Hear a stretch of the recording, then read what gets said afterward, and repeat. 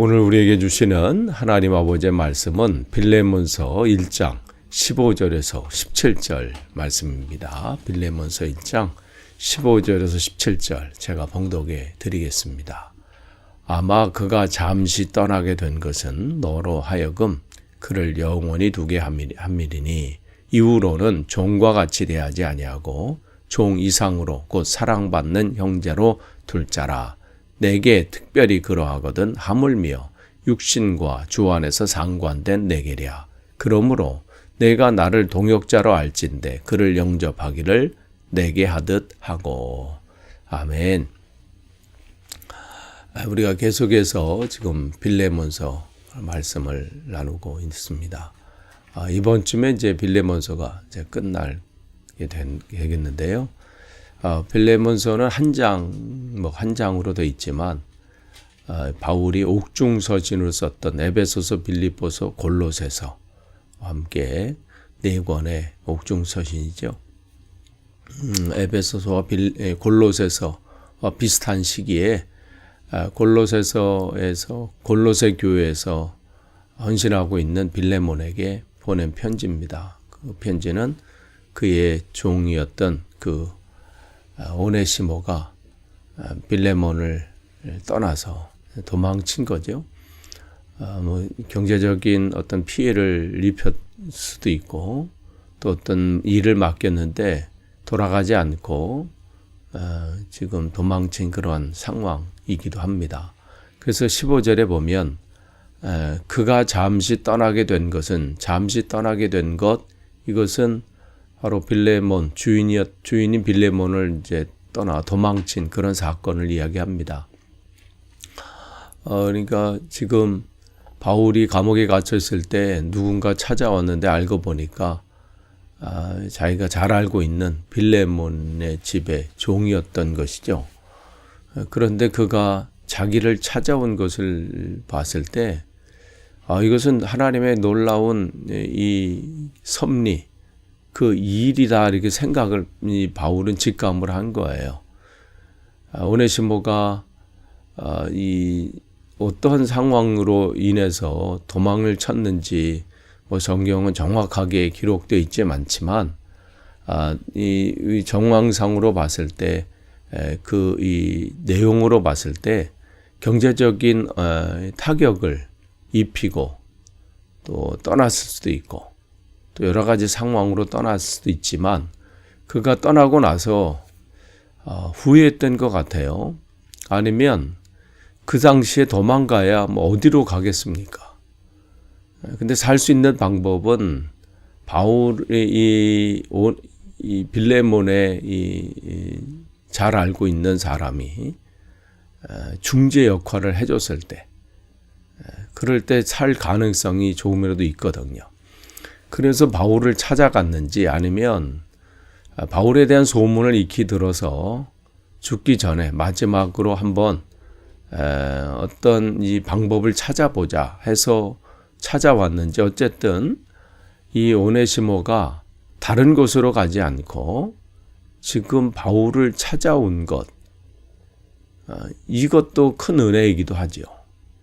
그래서 바울을 찾아와서 자기의 사정도 얘기할 수도 있고 또 왜 내가 이렇게 됐는지 또 앞으로 내가 뭘 할 수 있는지 그런 이야기를 하려고 찾아왔을 수도 있지만 찾아와서 그에게 그가 정말 뜻밖의 바울을 통해서 예수 그리스도를 접하게 되고 또 그 영접하게 되고 바울이 얘기한 것처럼 이는 나의 신복이다.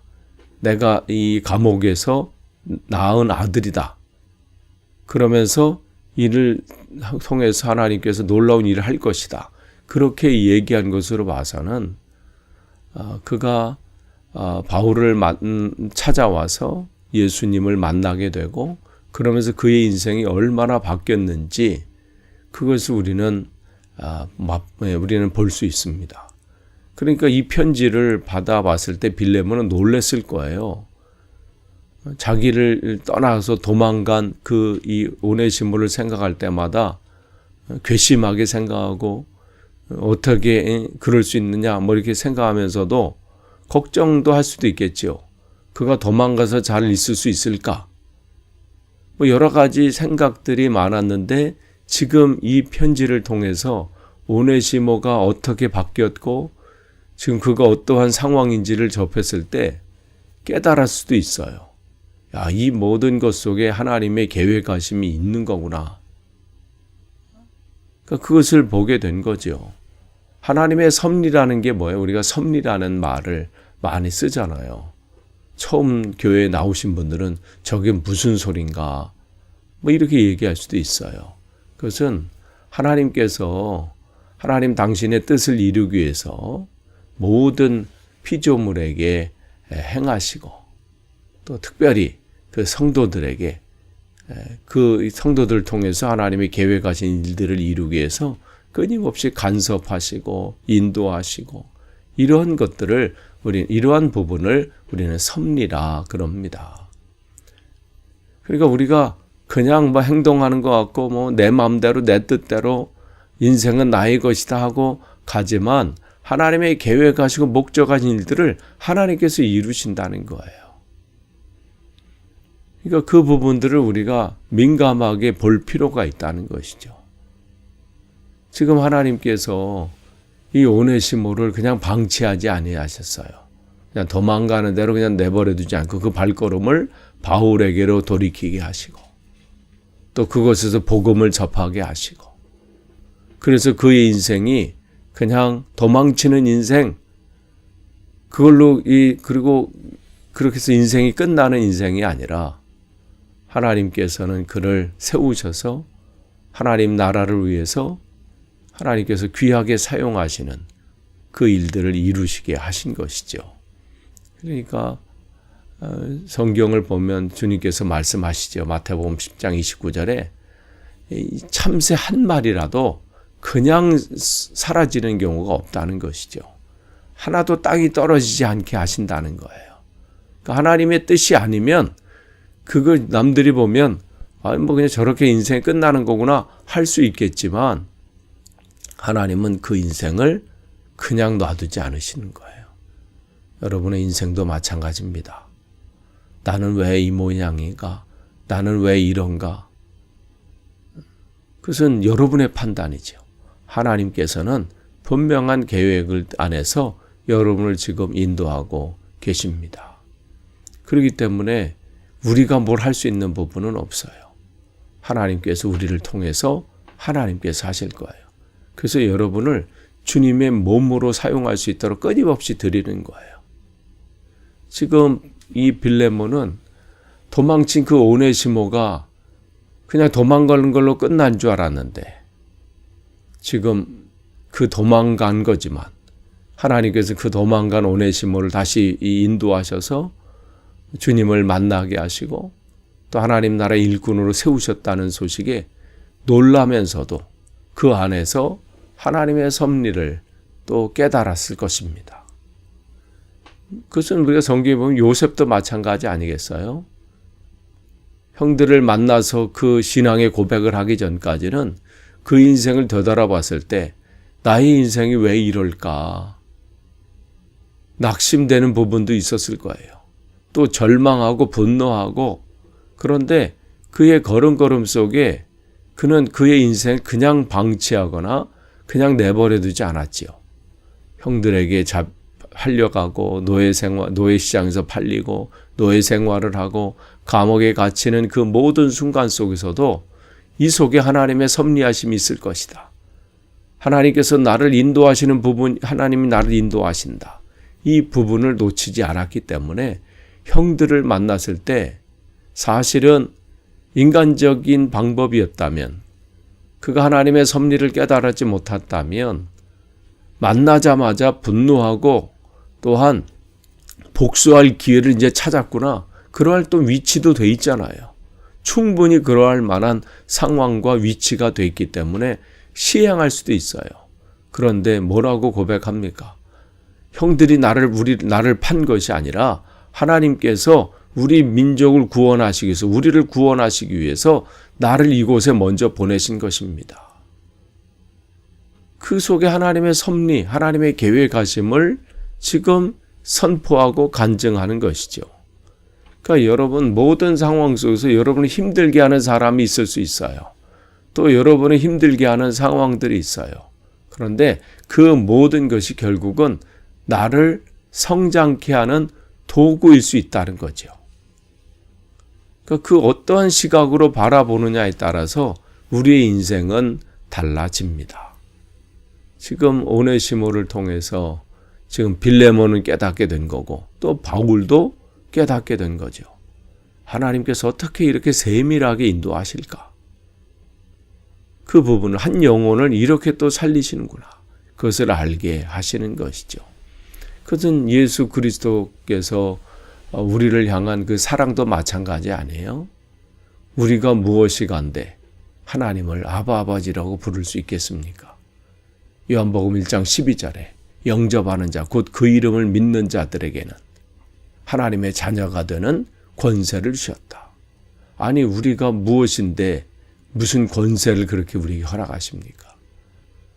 그 모든 것 안엔 하나님의 사랑이 담겨져 있는데 이게 16절 얘기예요. 여기 보면 이후로는 종과 같이 대하지 아니하고 곧 사랑받는 형제로 둘 자라. 그러니까 이 오네시모를 바울은 뭐라고 하냐면 사랑받는 형제로 둘 자다. 이렇게 얘기하는 거예요. 아니 오네시모가 뭘 대단한 일을 했기에 그렇습니까? 바로 그것은 바울이 그가 주님으로부터 받은 그 사랑 때문에 그런 거예요.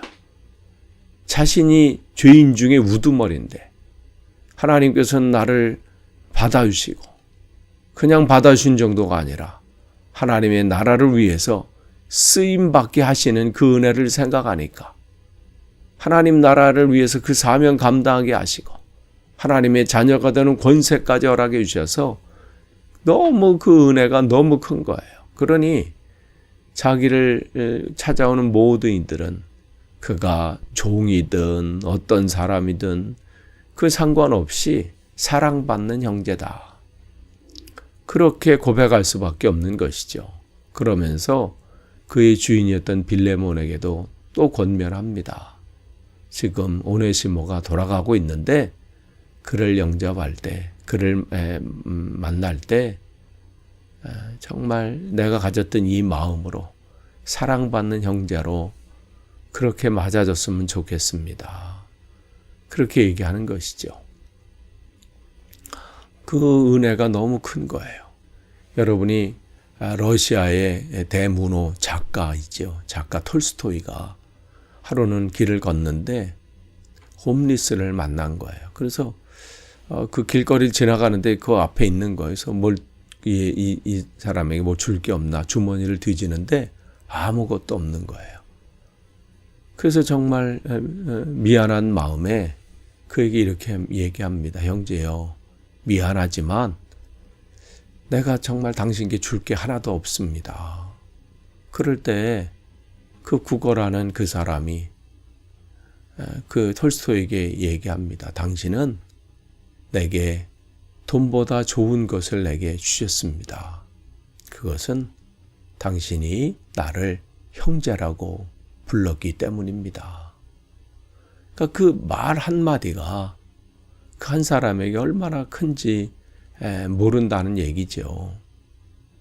지금 이 바울이 이 오네시모를 형제라고 얘기한 것은 무슨 다른 얘기가 아니라 하나님으로 받은 그 사랑의 표현인 거예요. 오늘도 우리에게 여러 가지 상황과 여건들이 우리에게 펼쳐집니다.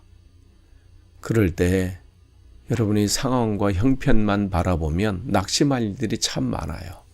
절망할 상황들이 있고 분노가 가시지 않을 그러한 사건들과 그런 사람들이 기억날 수 있습니다. 그러나 그 속에서 하나님이 어떠한 일을 하실지를 기대한다면 또 그 속에서 하나님의 섭리를 바라본다면 우리는 넉넉히 이길 뿐더러 그곳에서 또 하나님의 놀라운 일들을 목격하시게 될 겁니다. 오늘도 그러한 하루 되셔서 하나님께서 여러분을 통해서 또 여러분이 또 계획하고 또 여러분이 진행하고 있는 모든 일들을 통해서 또 하나님의 섭리가 나타나기를 간절히 축원합니다. 기도하겠습니다. 하나님 감사합니다. 오늘도 또 주님 말씀을 주시고 또 이 말씀을 가지고 또 하루를 또 열게 하시니 감사합니다. 때로는 우리가 이해하지 못하는 일들이 우리 앞에 펼쳐지고 또 여러 가지 상황 가운데 또 당황하기도 하고 또 절망하기도 하는 그런 상황이 펼쳐질 때 그 속에 또 하나님께서 어떠한 섭리를 가지고 일하시는지 하나님 잠잠히 바라볼 수 있도록 오늘도 우리의 마음과 생각을 인도해 주시고 헛된 것에 마음을 빼앗겨 세월을 허송세월하지 않고 온전히 주님께서 기뻐하시는 것이 무엇인지 분별하여 그 안에서 온전히 승리하고 사명 감당하는 하루 되게 하옵소서. 예수님의 이름으로 기도하옵나이다. 아멘.